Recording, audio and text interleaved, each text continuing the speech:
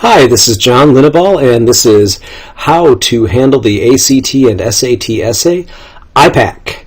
I'm John Linneball from John Linneball Tutoring. Here's my contact information, and please like and subscribe if you like this video once you're done watching it. What's an IPAC?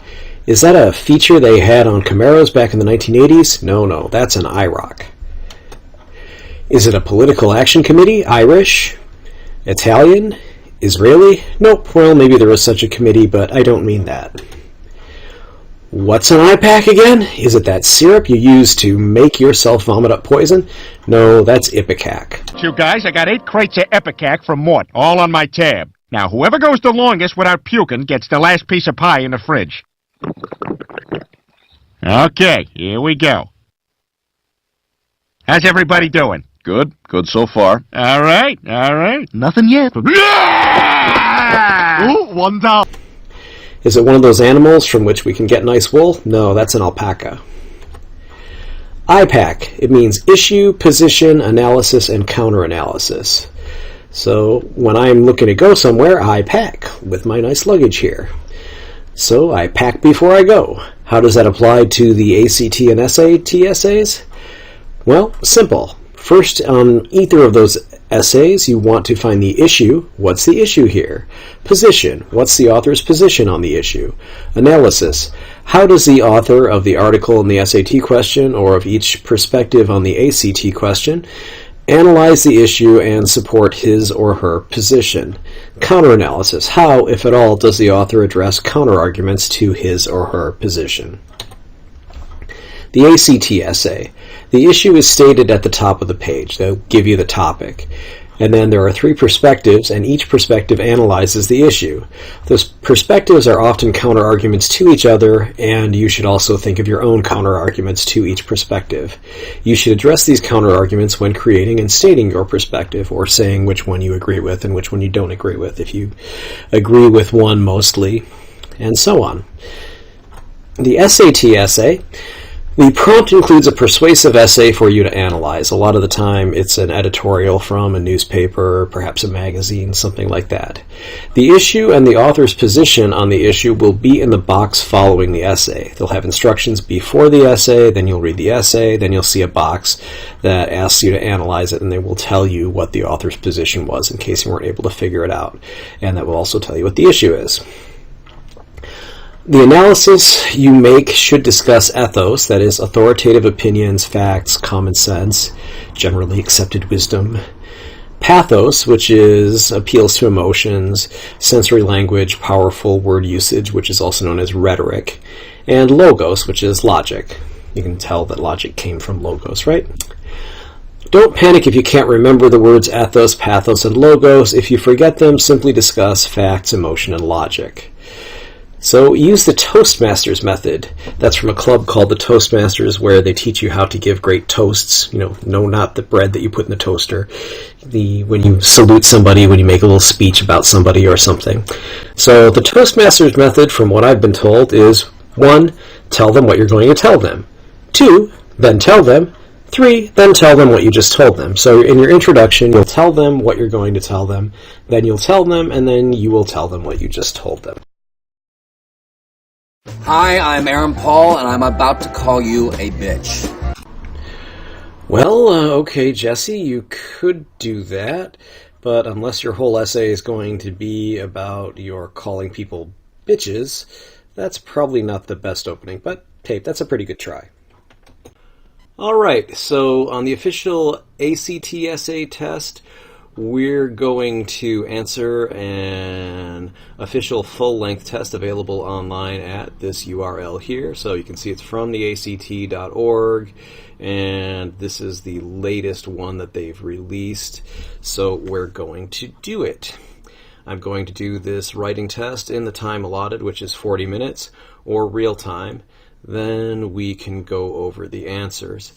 So with this, it's again, IPAC, they give you the issue, the positions or perspectives. They give you 3 different positions, then you have to come up with your own position or explain why you agree completely with one of the other positions. And then, of course, the analysis, which really is just going to be your own position. And the conclusion, okay, I'm recording this after I've already done it, so I know that my conclusion is basically in the same paragraph as my own analysis and statement of my own perspective. So why don't we watch this? Here we go. Alright, so we're going to do the ACT writing test. This is the essay for the ACT. It's a test of your writing skills. Here it says in the directions, you will have 40 minutes to read the prompt, plan your response, and write an essay in English. Before you begin working, read all material in this test booklet carefully to understand exactly what you're being asked to do. You will write your essay on the lined pages in the answer document provided. Your writing on those pages will be scored. You may use the unlined pages in this test booklet to plan your essay. Your work on these pages will not be scored. Your essay will be evaluated based on the evidence it provides of your ability to clearly state your own perspective on a complex issue and analyze the relationship between the perspective, your perspective and at least one other perspective. Develop and support your ideas with reasoning and examples. Organize your ideas clearly and logically, and communicate your ideas effectively in standard written English. So basically, it's an essay assignment.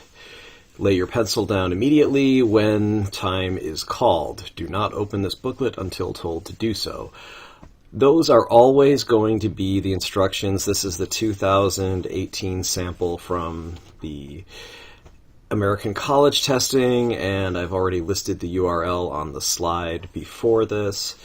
And so anyway, make sure you understand these instructions. You can find it on any sample ACT writing, essay writing test problem, and that way you won't have to read it when you actually take the ACT. So I'm going to wait for this to get to 9:39 a.m. and then I will go for 40 minutes. Okay, here we go, 9:39. So that means I have to stop at 10:19. Alright, so toys are for children, right? Not anymore. In recent years, things that used to be considered kid stuff have grown in popularity among grown-ups. Nowadays, adults regularly play video games, watch animated movies and television shows, purchase dolls and other collectible figures, and read comic books for their own enjoyment. Is adult enjoyment of children's entertainment merely a sign of immaturity? In what ways can playing with kid stuff change the way adults understand today's youth? Given that toys, games, and publications that used to be exclusively for children are growing in popularity among adults, it is worth considering the effects and implications of this trend. Okay, read and carefully consider these perspectives. Each suggests a particular way of thinking about the trend of adults playing with kid stuff. It's good for adults to be familiar with kid stuff. This is perspective 1. They'll understand the lives of children better and be more responsive to their needs, interests, and problems. Perspective 2, adults to be models of maturity and responsibility. When they think and act like children, kids have no one to look to for guidance. Perspective 3, children need their own cultural space, their own books, their own toys, their own movies in which to explore their ideas. When adults start to take over that space, kids lose out.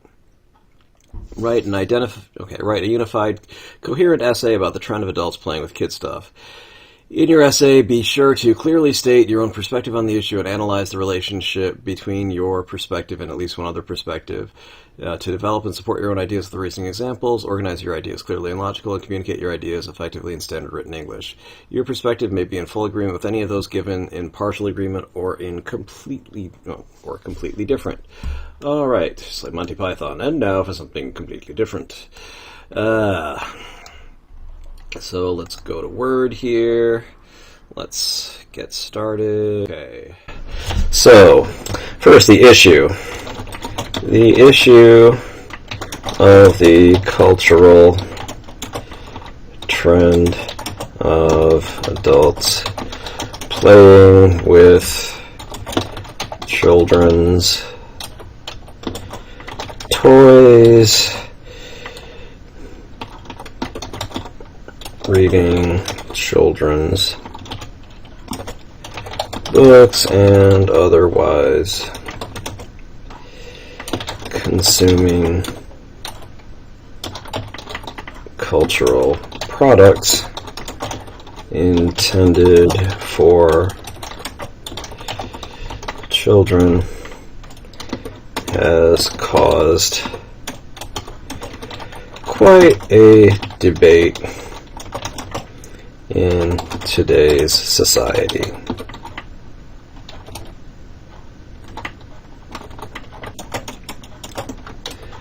And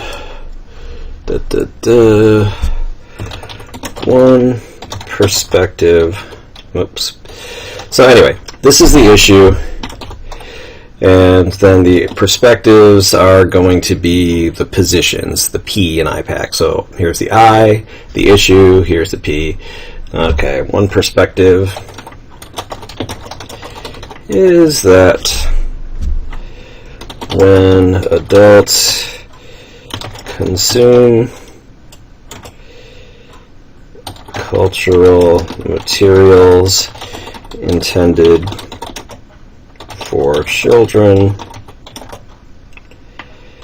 they gain an insight into today's children they would otherwise lack.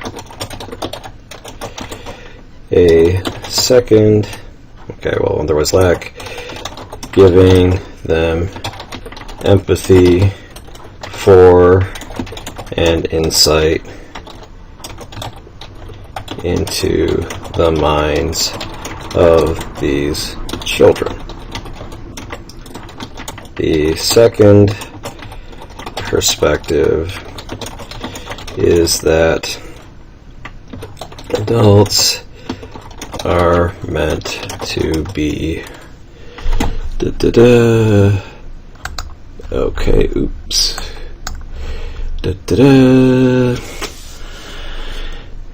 Oh, right, okay. Are meant to be models of maturity and responsibility, okay.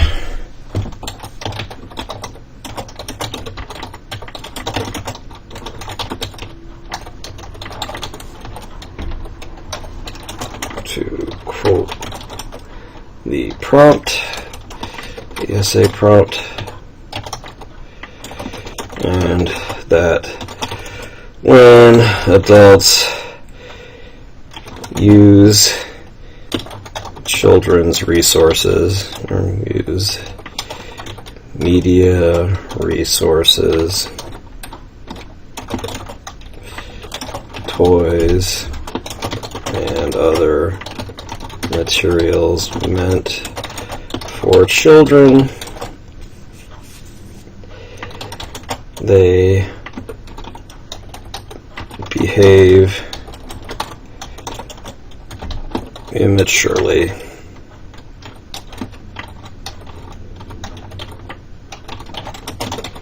and deprive actual children of adult role models.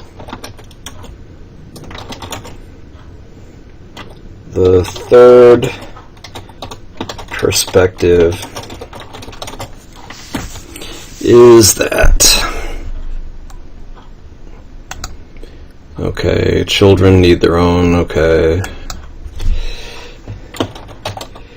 Children need their own cultural space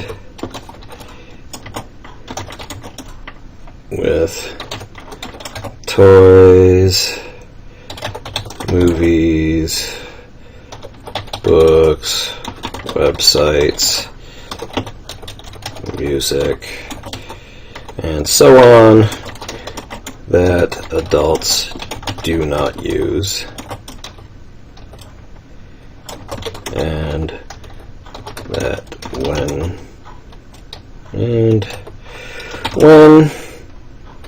adults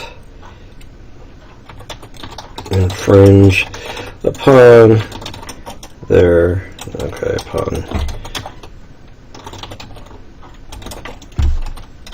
cultural space,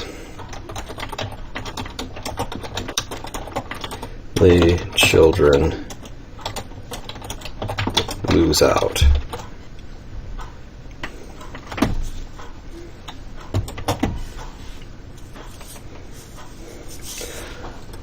all these are all three perspectives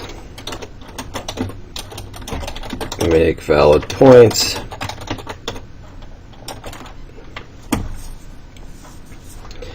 but all three have their limitations.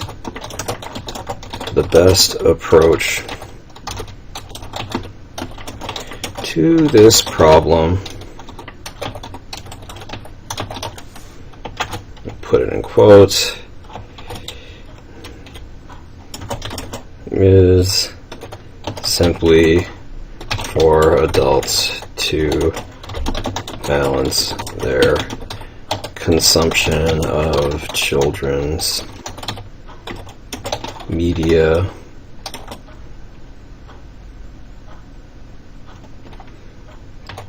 physical products and the like with adult media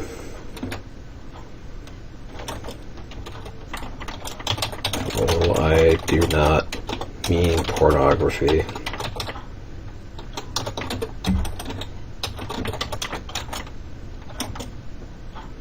Adult media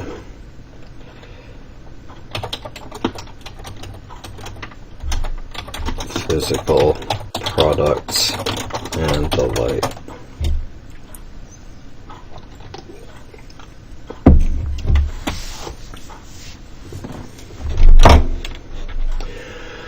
All right.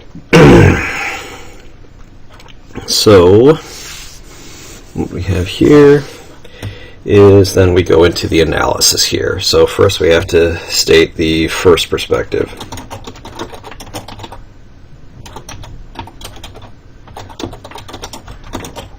Is correct in that watching movies and reading books or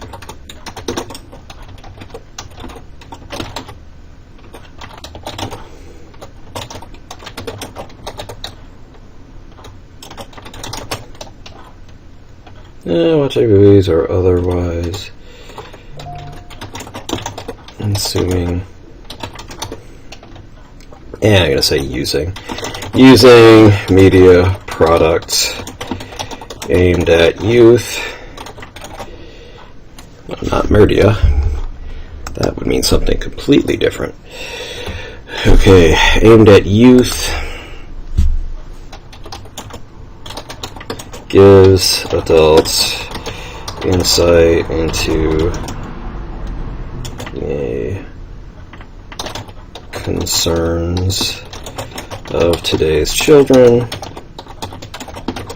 as well as possible and possibly greater empathy for those children.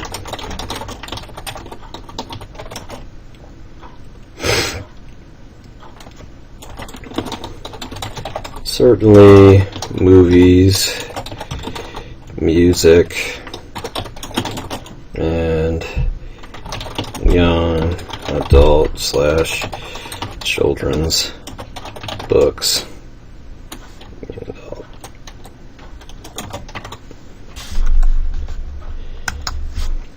can give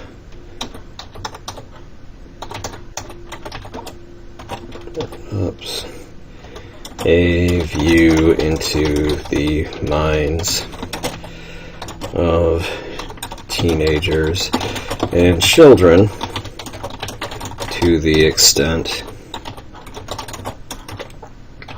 the movies, music, and books realistically represent today's children.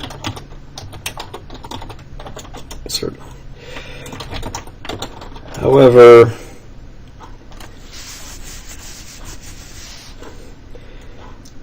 this is only in addition to whatever adults remember of their own childhoods,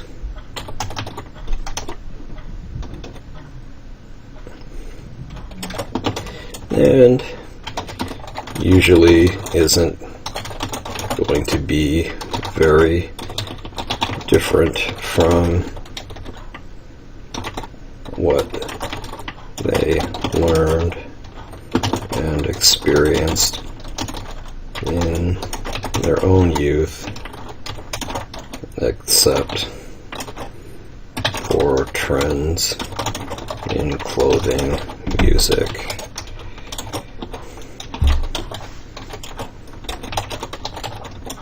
sometimes values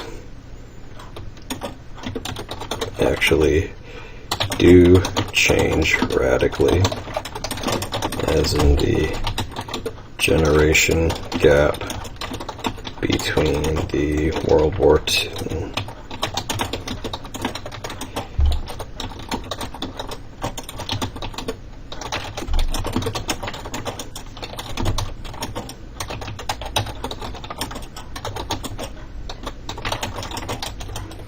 in the late 1940s to the early 1960s. Okay.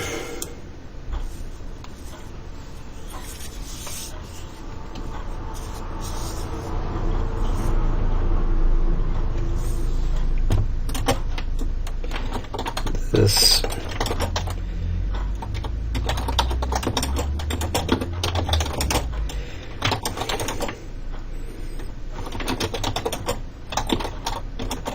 listed in the second and third perspectives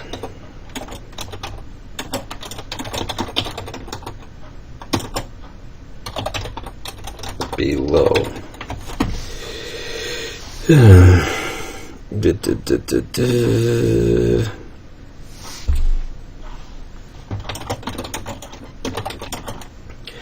And also does not, and also because it does not account for the need to actually engage with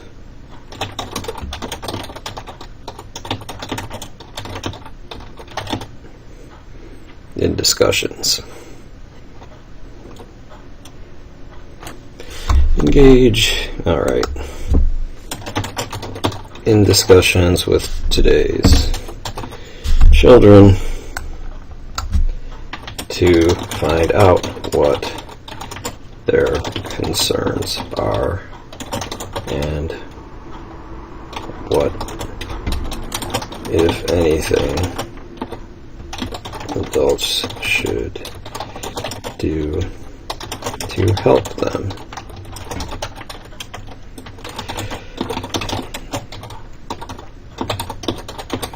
The second perspective is that using children's products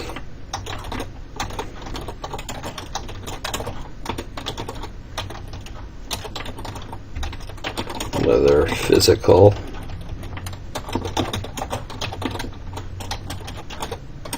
toys, dolls, etc., or media products, music, movies, and books,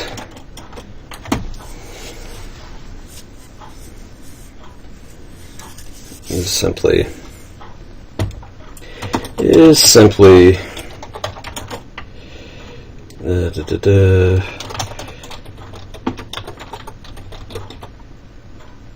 simply acting immaturely and depriving children of role models.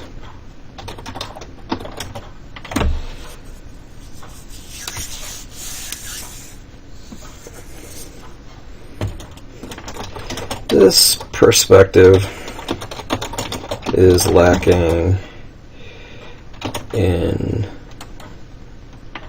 that it fails to account for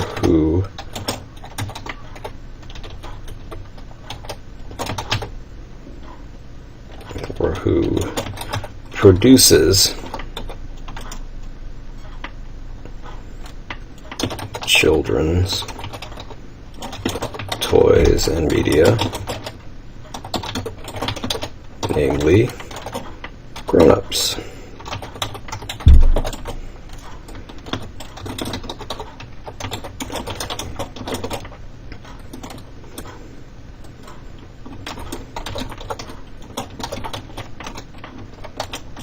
This is Bugs Bunny,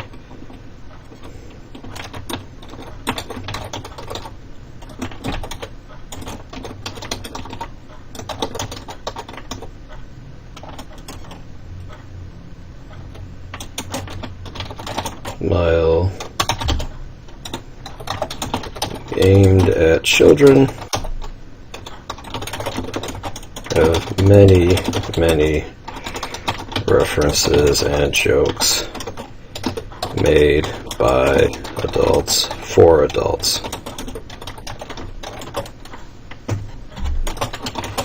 The same applies to books such as the Harry Potter series and movies such as the Lego Movie.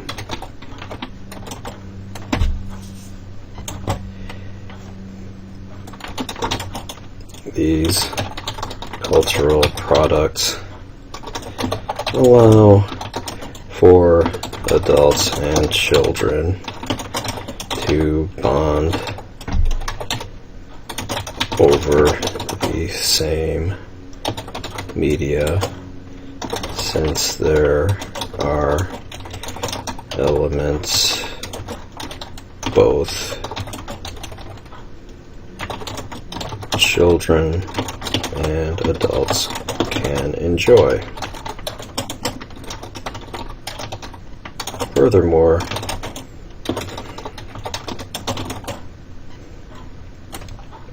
and comic books are really made for adults and probably should be kept away from young children.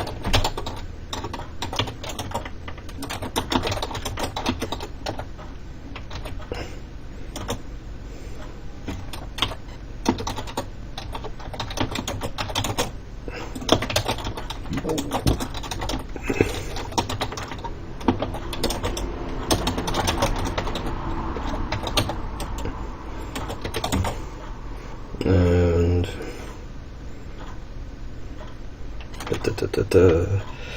and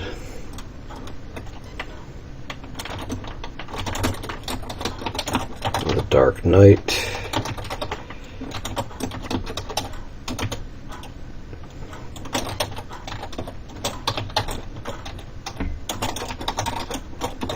spring to mind.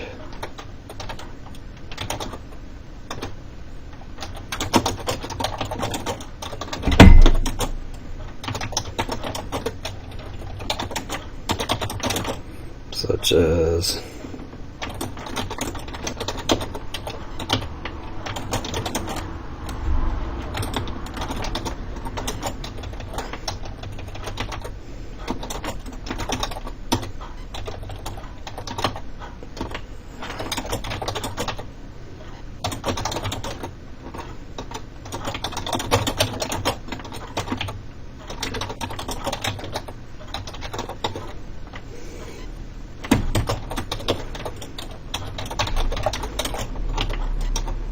the adult profanity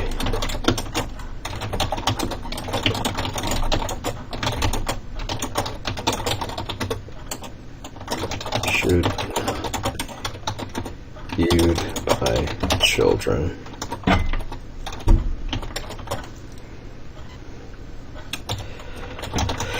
However, the second perspective is correct in that adults who consume mostly or only children's media, play with toys, wear adult-sized children's clothing, or always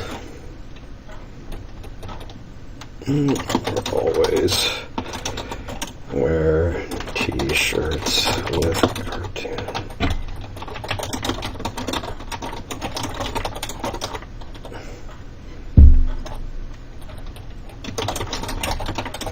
Will be seen as immature people whose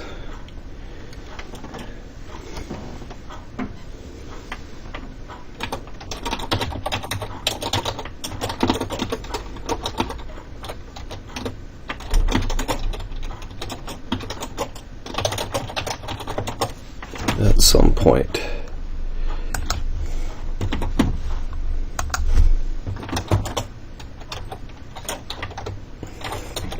so there is a value to this perspective.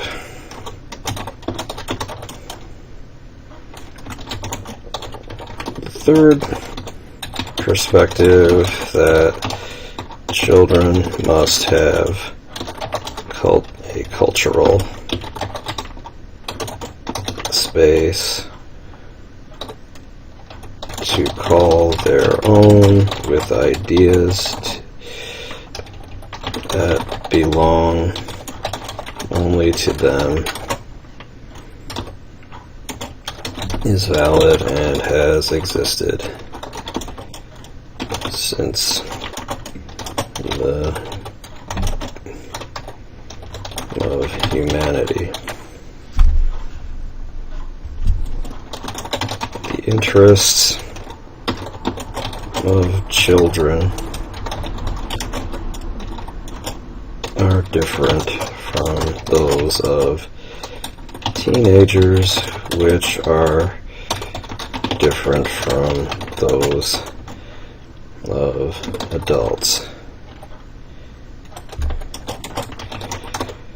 However, the concern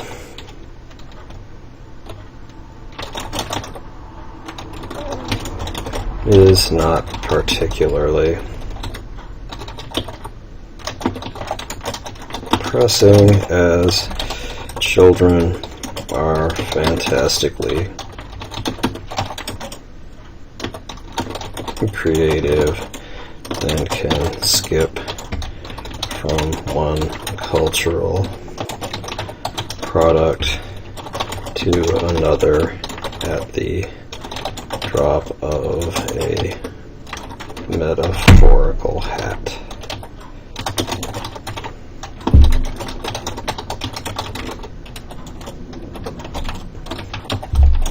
Cool today can be or sucky tomorrow.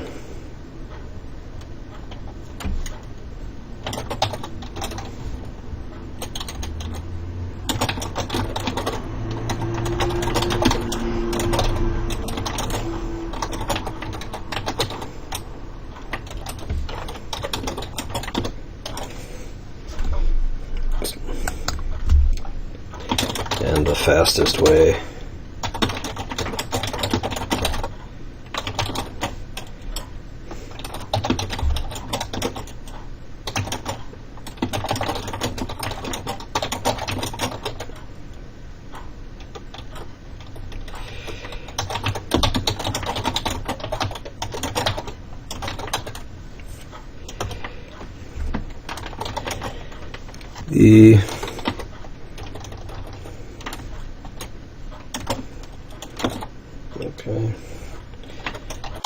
cultural products such as pogs,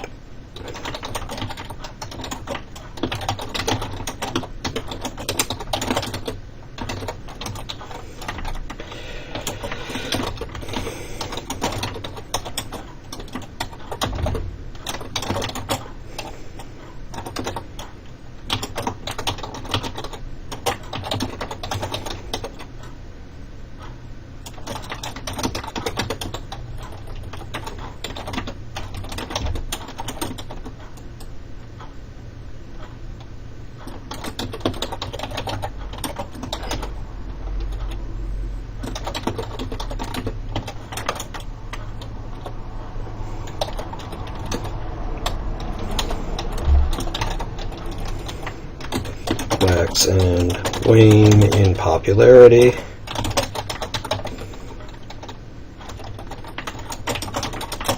They come and go.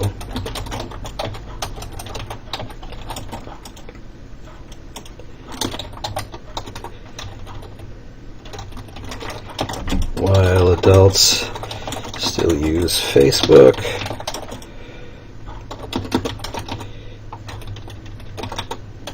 teenagers and children have moved to Instagram, Snapchat, and many other new phone applications and websites in an attempt to maintain their own cultural space away from adults' prying eyes.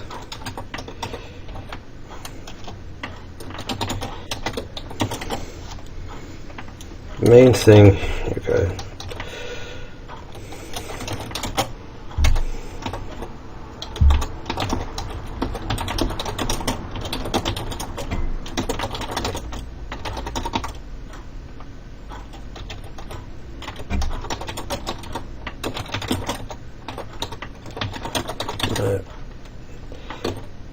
These three previous perspectives. My perspective balances these three previous perspectives.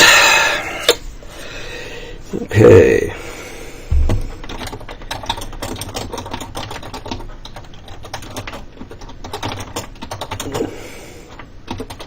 Adults using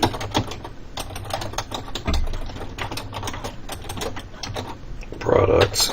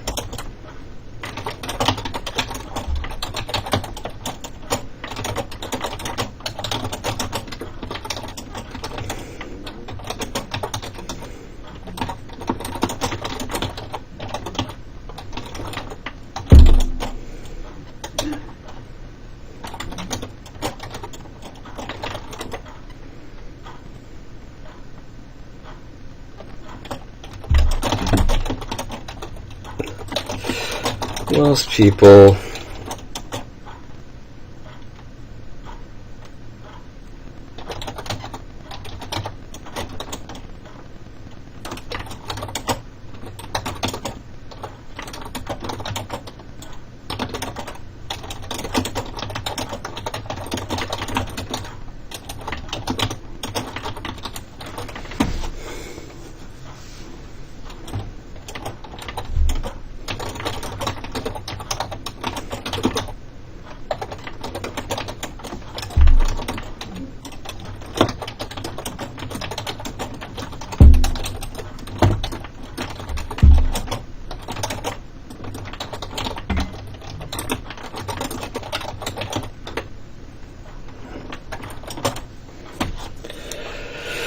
Okay.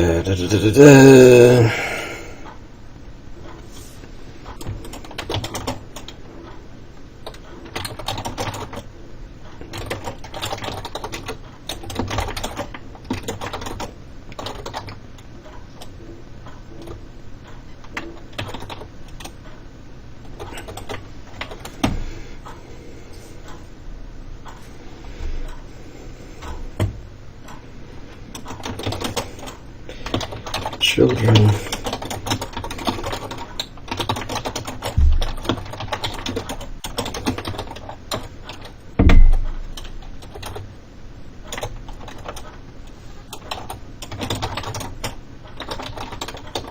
as the third perspective states that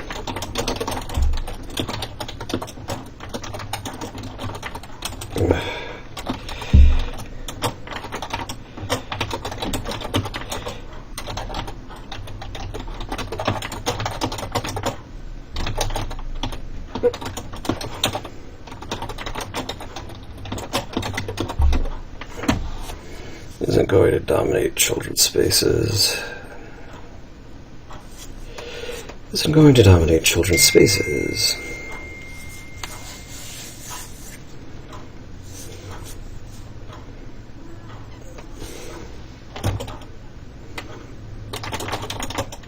Oops. For the same reason.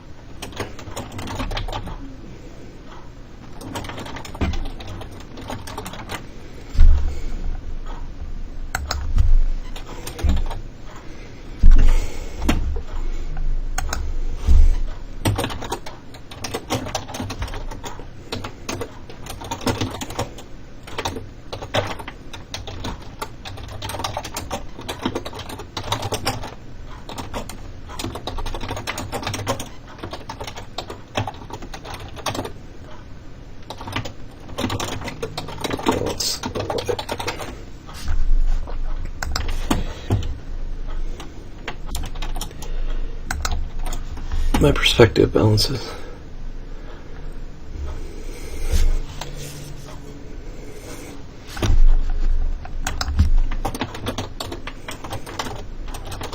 That's how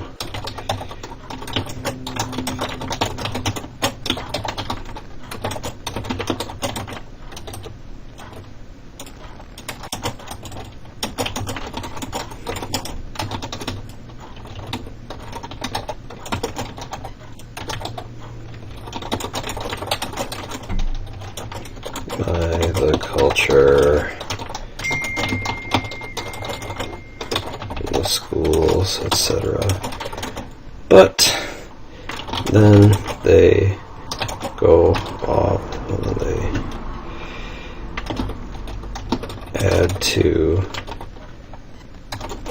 their own culture by creating their own subculture of slang, games, uses of the media.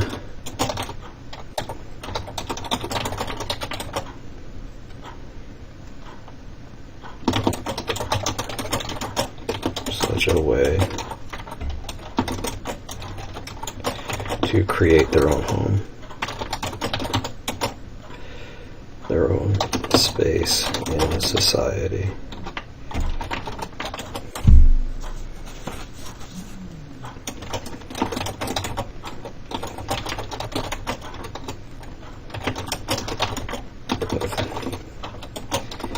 Use of children's products.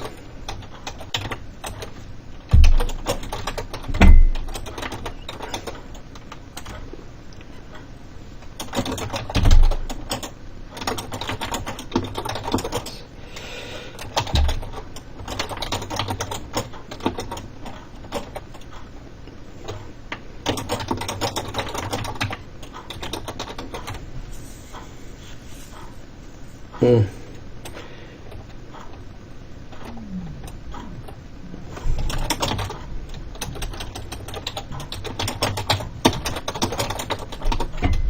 their own sake.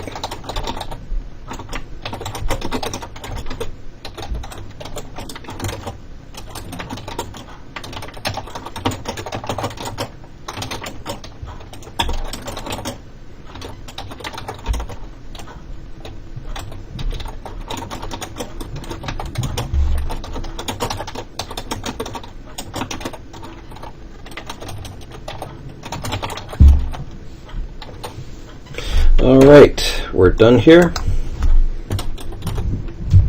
To quote The Who, the kids are all... Okay, so we're going to stop here. I'm going to do an official SAT essay test. This is from an official full-length test available online at collegereadiness.collegeboard.org/SAT. It's at this website, and it's the official College Board site. So if you want to see this particular essay that I'm going to do, look for practice essay number 3. It's part of practice test number 3, and there'll be a little button like this where you can make it expand and you can see all the parts, including the practice essay.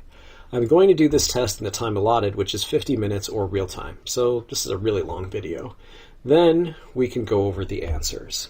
Hold on to your hats, bitches.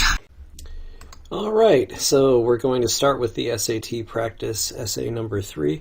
Just as soon as the clock on my computer changes to 10:46, here we go. Alright, so let's go with the digital parent trap. So notice these instructions, they never really change. As you read the passage below, consider how Eliana Doctorman uses evidence such as facts or examples to support claims, reasoning to develop ideas and to connect claims to evidence, and stylistic or persuasive elements such as word choice or appeals to emotion to add to the power of the ideas expressed. Alright, I need to get Word going here. Here we go with Word. And alright, here we go. So let's change the view on this to okay.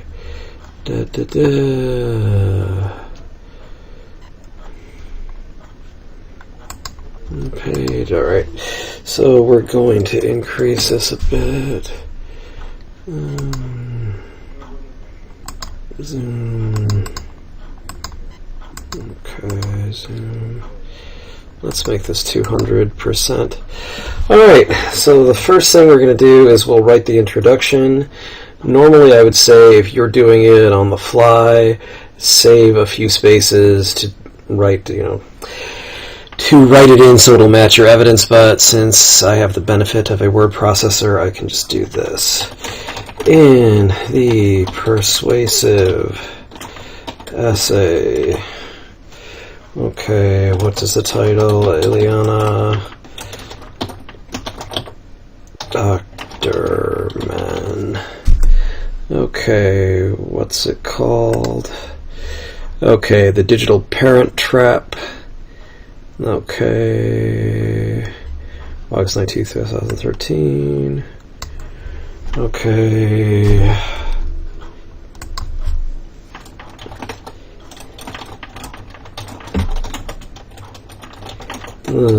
Digital parent trap. Eliana Doctorman uses ethos, authoritative opinion, and facts and conventional wisdom. Pathos appeals to emotion, and strong language, and rhetoric. Let's take out appeals to emotion, strong language, and rhetoric.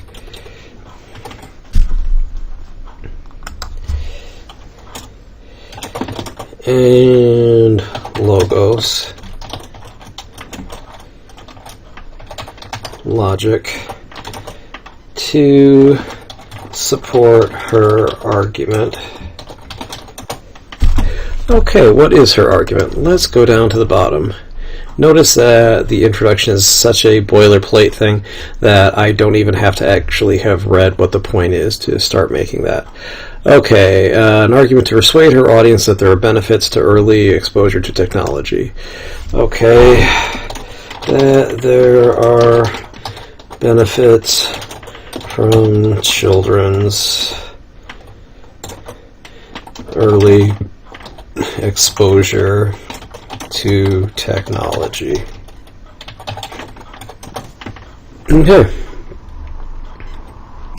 And we'll probably edit this in a little bit.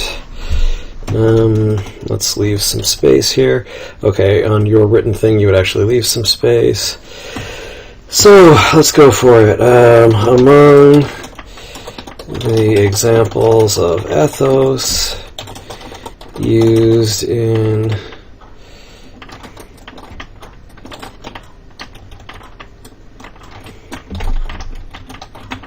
the digital parent trap. We find. Okay, what do we find as examples of ethos?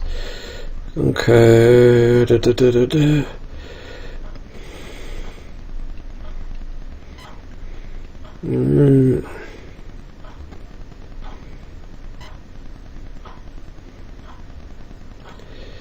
Okay. So uses refines liberal use of statistic, survey evidence, just say statistical evidence such as the okay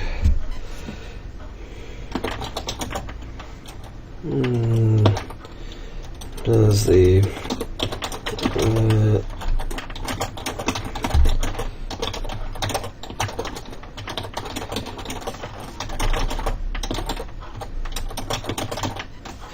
on the cusp of incorporating web-enabled tablets into everyday curriculums.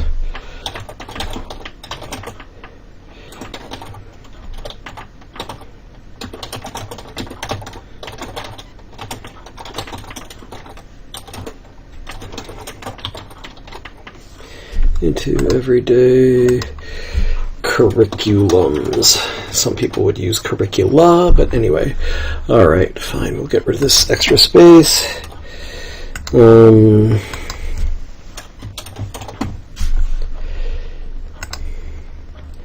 Okay. 27% of children use tablets, 43% use smartphones, and 52% use laptops. Okay. So the fact that children from age 3 to 18 all use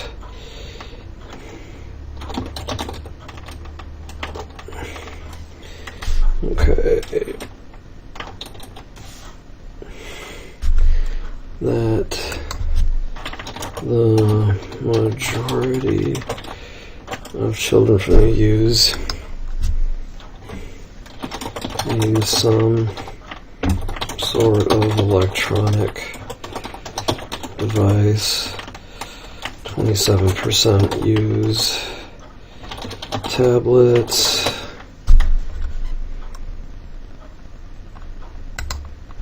Oops.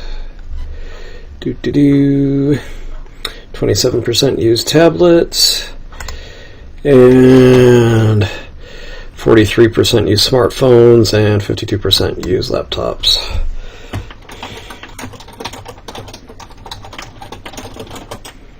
And 52% use laptops.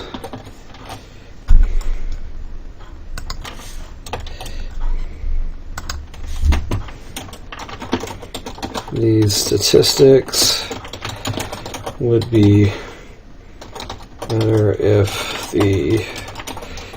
their sources, if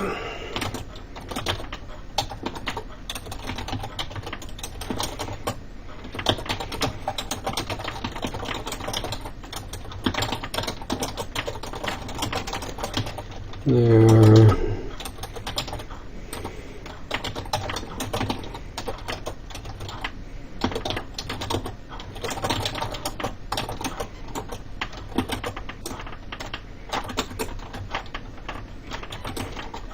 for a Time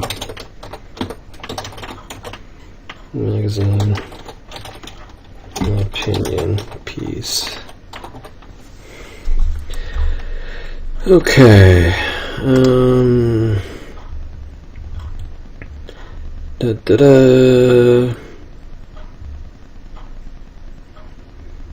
All right.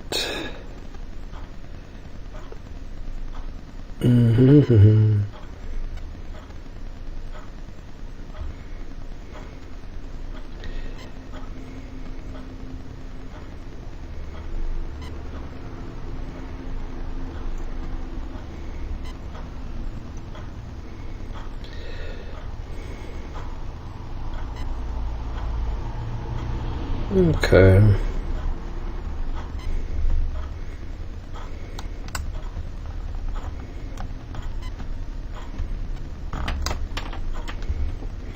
So here we have, in a recent study by SRI, a nonprofit research firm, Kids Play Summerost.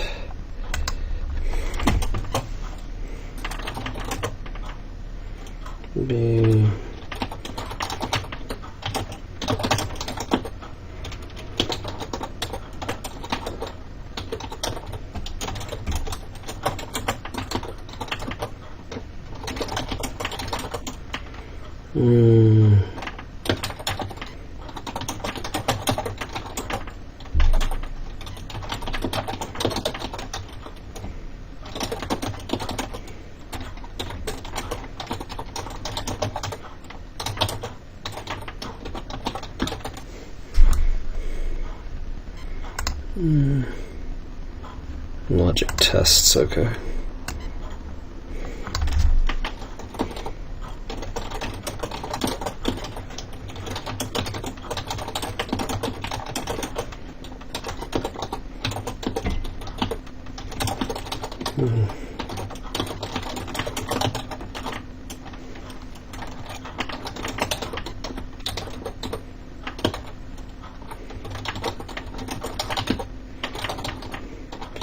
Institute of Technology. Alright, what do these studies show?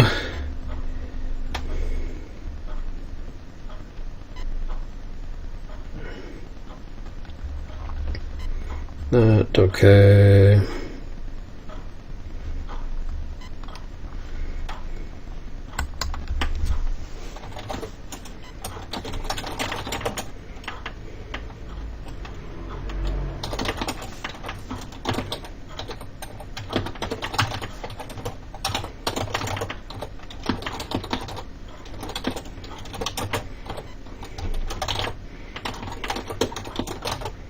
Interest in history, and that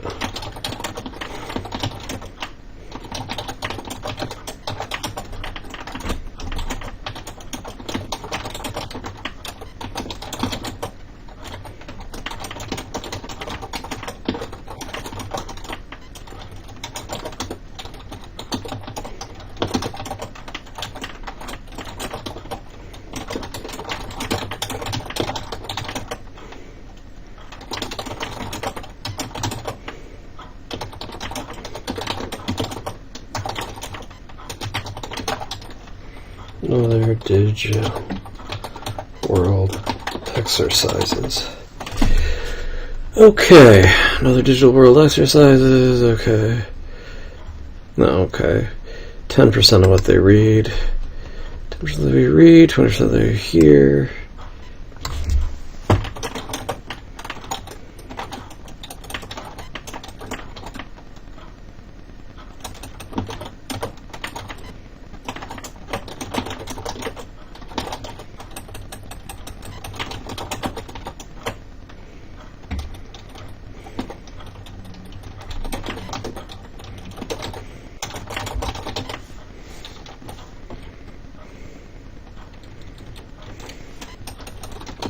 Let me read.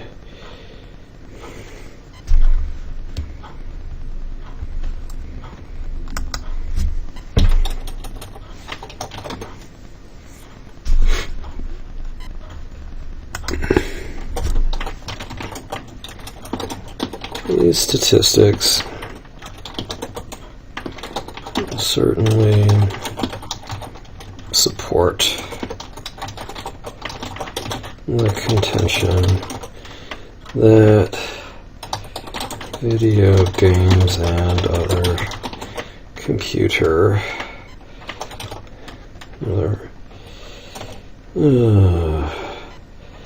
time spent on computers can and does improve student learning.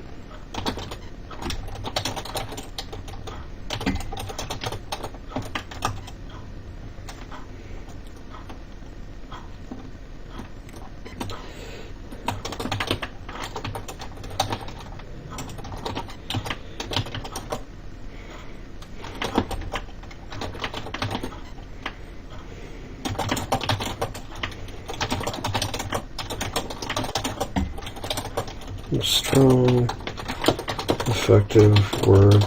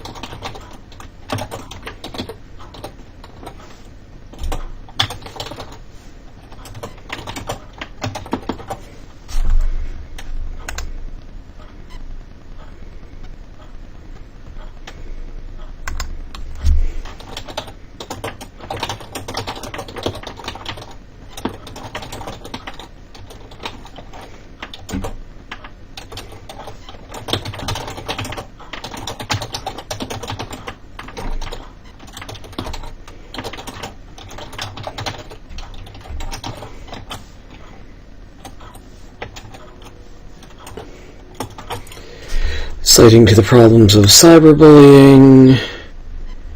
Okay,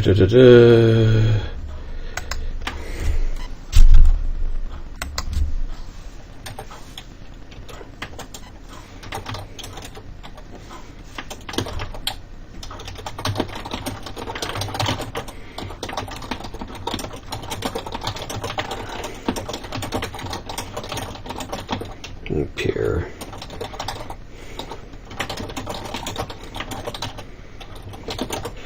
And the specter of too much online time leading to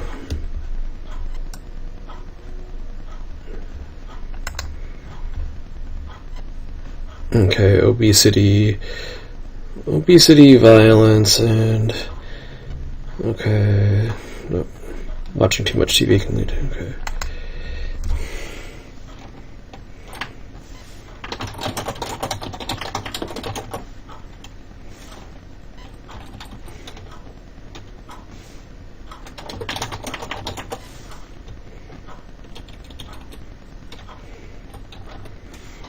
Result of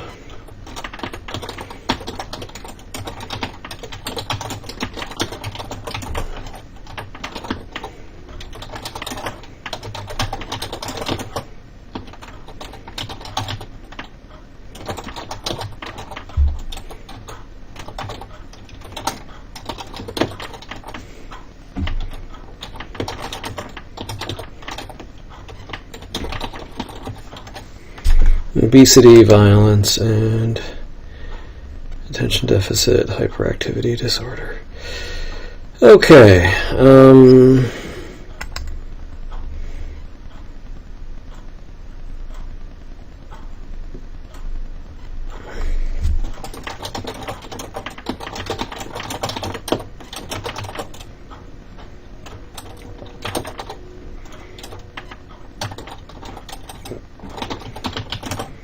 Dr. Munn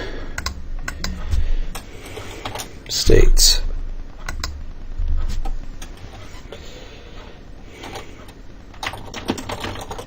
notes, these fears have led to a fundamental aversion.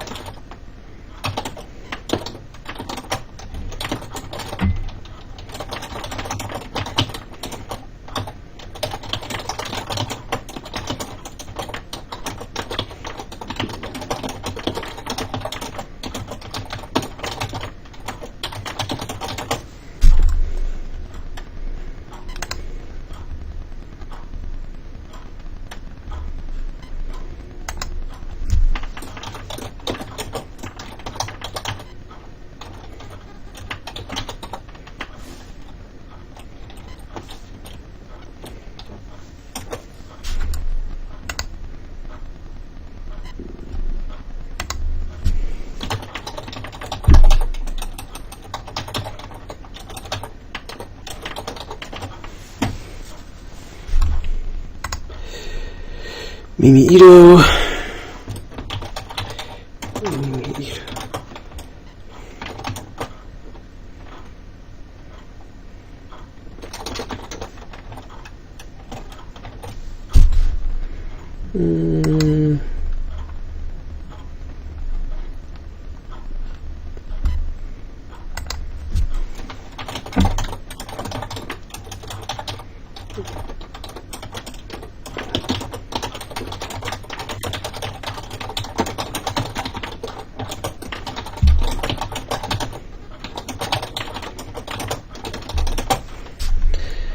You're no longer limited by what's offered in school. Okay.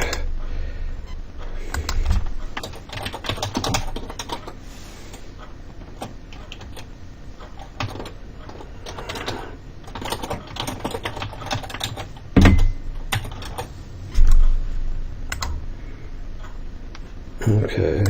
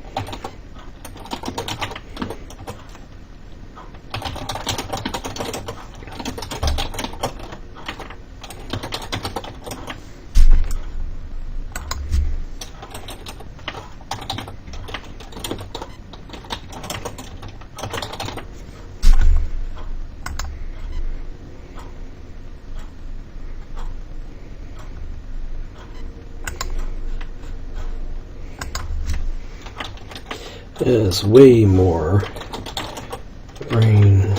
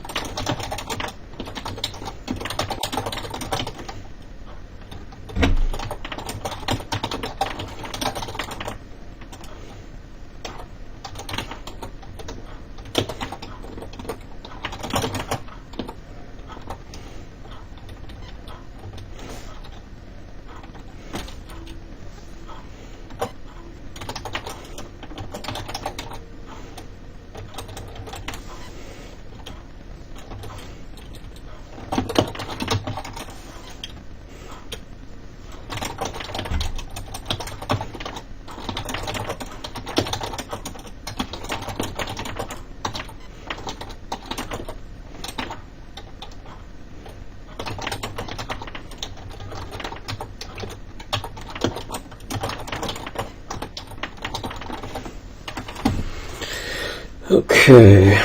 And ethos, pathos. And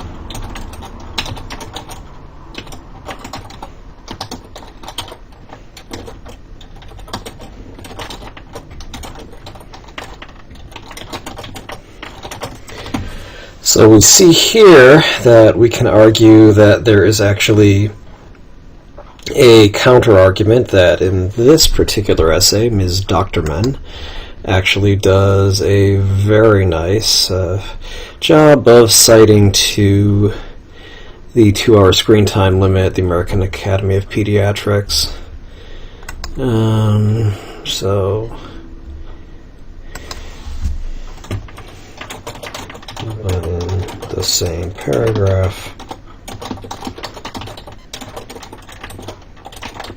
explains why computer is much different from and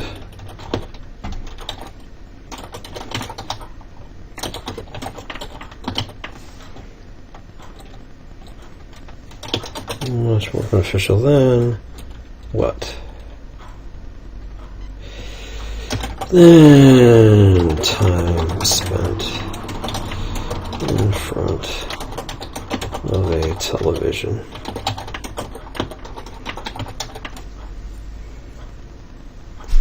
Okay,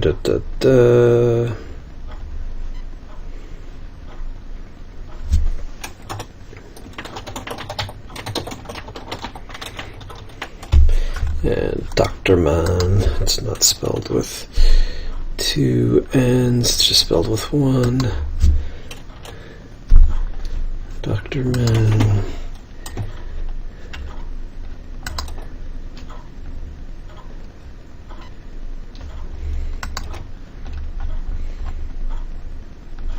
The logic,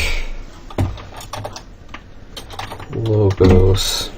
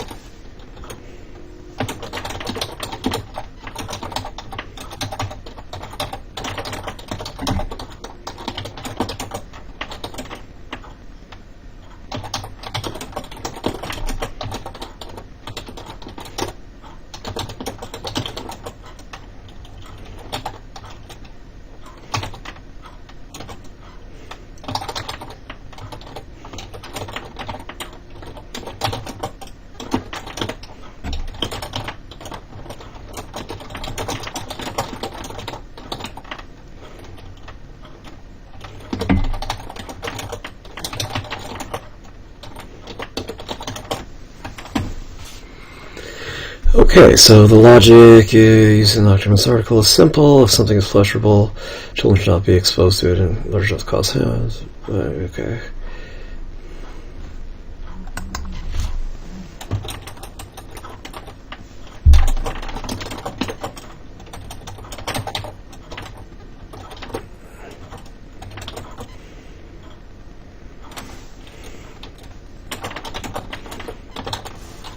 That's the reason pediatricians strongly recommend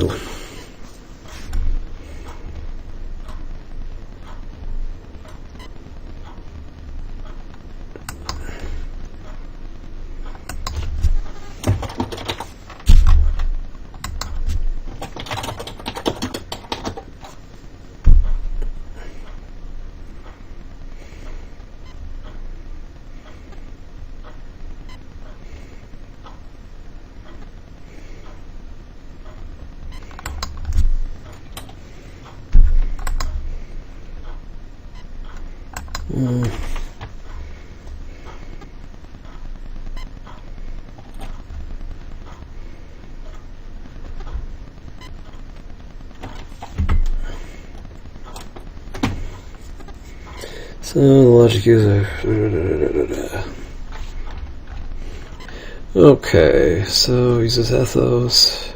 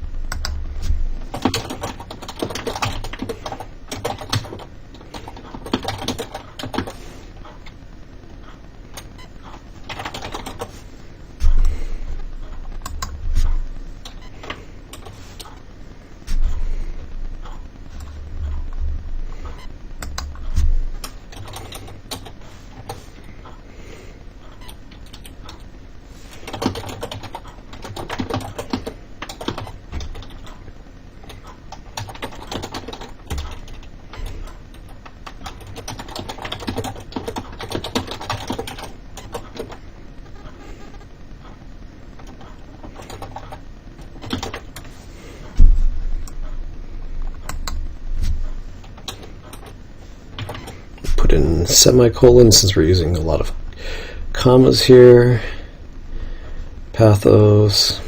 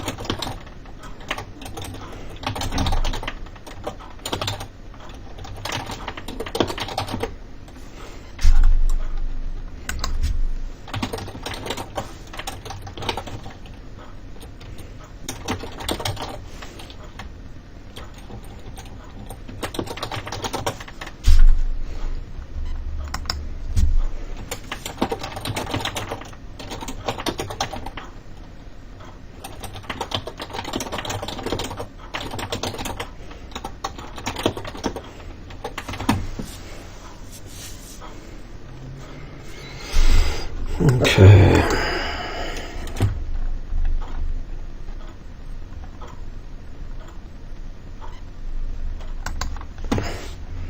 And let's see. Oops. The camp thing here. Alright.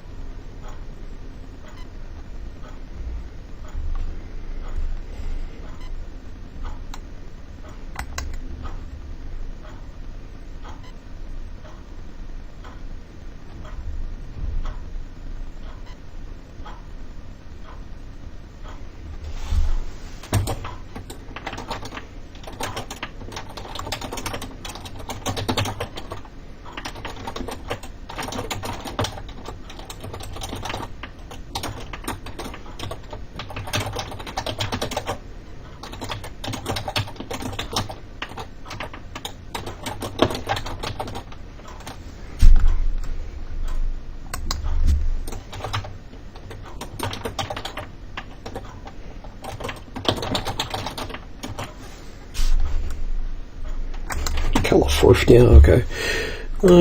Say so.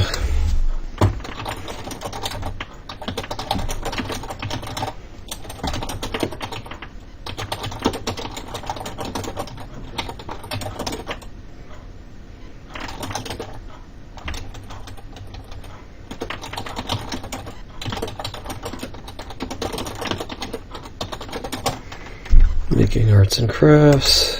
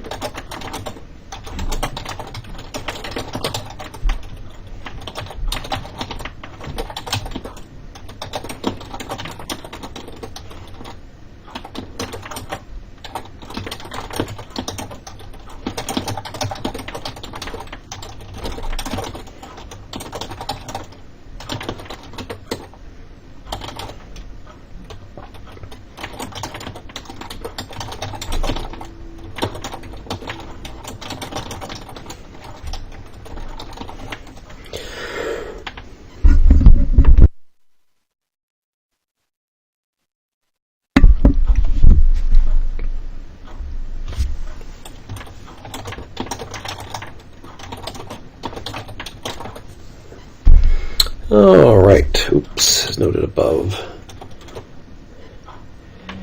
Oops. So will be actually usage. And the essay.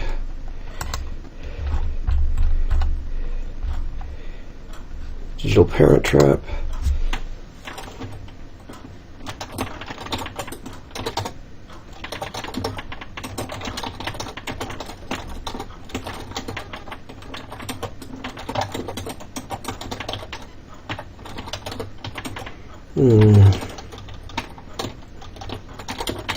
Effectively uses ethos and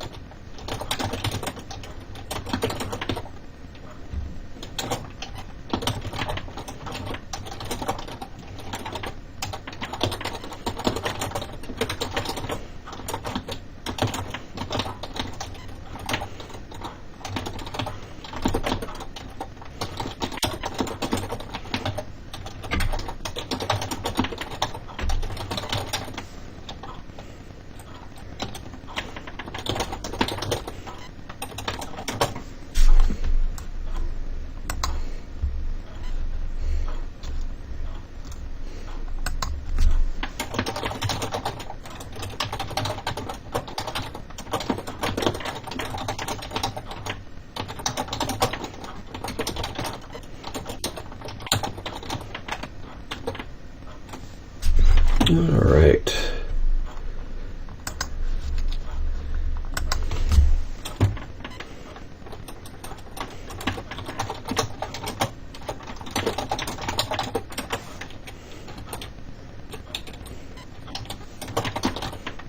Alright, so we're done.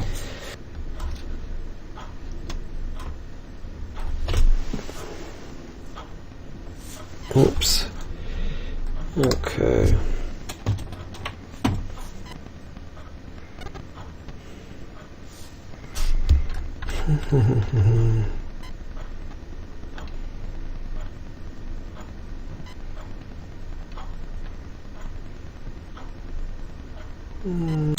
So after I reviewed that essay, it looks like I went about 2 minutes over, but the 2 minutes over really was just polishing the final paragraph, the conclusion here, and correcting a typo, and also just some of it was saving this thing on here. So I've edited that part out where I said, oh, I finished with a minute to spare, because I didn't.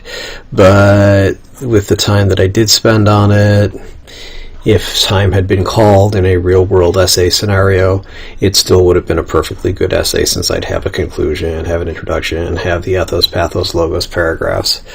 So here you go. This is an essay done in real time for the third sample SAT essay using the IPAC method. Here you go. So there you have it, the IPAC method: issue, position, analysis, counteranalysis. When I want to go far, I pack before I go. So remember that. It apply it to the ACT and SAT essays. Issue, what's the issue here? On the ACT and the SAT, they tell you right in the question. Position, what's the author's position on the issue? Again, in the little box at the end on the SAT, it tells you what it is. And on the ACT, they give you 3 different positions. Analysis, how does the author of the article in the SAT question or of each perspective on the ACT analyze the issue and support his or her position? Counteranalysis, is there any argument or counter-argument to the author's point being made in the SAT, and does the author address that, perhaps using a prebuttal where they say, I know this objection exists and here's why it's not valid? And of course, on the ACT question, the 3 positions usually, or perspectives, usually contradict each other, and you can also come up with counter-arguments to each perspective to limit them or invalidate them. So that's IPAC, issue, position, analysis, counter-analysis. So I hope this helps. And Aaron Paul has a little advice for you. So there you have it, the IPAC method: issue, position, analysis, counteranalysis. When I want to go far, I pack before I go. So remember that. It apply it to the ACT and SAT essays. Issue, what's the issue here? On the ACT and the SAT, they tell you right in the question. Position, what's the author's position on the issue? Again, in the little box at the end on the SAT, it tells you what it is. And on the ACT, they give you 3 different positions. Analysis, how does the author of the article in the SAT question or of each perspective on the ACT analyze the issue and support his or her position? Counteranalysis, is there any argument or counter-argument to the author's point being made in the SAT, and does the author address that, perhaps using a prebuttal where they say, I know this objection exists and here's why it's not valid? And of course, on the ACT question, the 3 positions usually, or perspectives, usually contradict each other, and you can also come up with counter-arguments to each perspective to limit them or invalidate them. So that's IPAC, issue, position, analysis, counter-analysis. So I hope this helps. If you don't like this advice, actor Aaron Paul, better known as Jesse Pinkman from Breaking Bad, has a suggestion for you. I suggest you stop whining like a little bitch and do what I say. Congratulations to everyone. You're all a bitch to me. Did you find this video useful? If you did, please like it and subscribe to this channel. Neither action costs you anything, and you'll be alerted about my new videos. You can also click on the little bell-shaped icons, just in case. Sometimes people get unsubscribed for random reasons, so the bell icon is kind of a suspenders and a belt move to make sure that you're alerted about my new videos. Why do I care? It's simple. YouTube doesn't let me share any ad revenue unless I have 1,000 subscribers and 4,000 hours. That's 240,000 minutes of view time in a year. While many people are watching these, I don't have 4,000 hours of watch time, and I don't have anywhere near 1,000 subscribers. For the same reasons, you are not only welcome, but encouraged to share links to this video, put in playlists, etc., as long as you give me credit for it. I'm always happy to read and respond to constructive criticism or suggestions for new videos. I reserve the right to delete comments from and block those who specialize in destructive criticism, trolls, or insist on posting things that are off topic, spammers, disturbed, obsessive people, looking to vent, etc. And thank you so much for watching. Have a good day.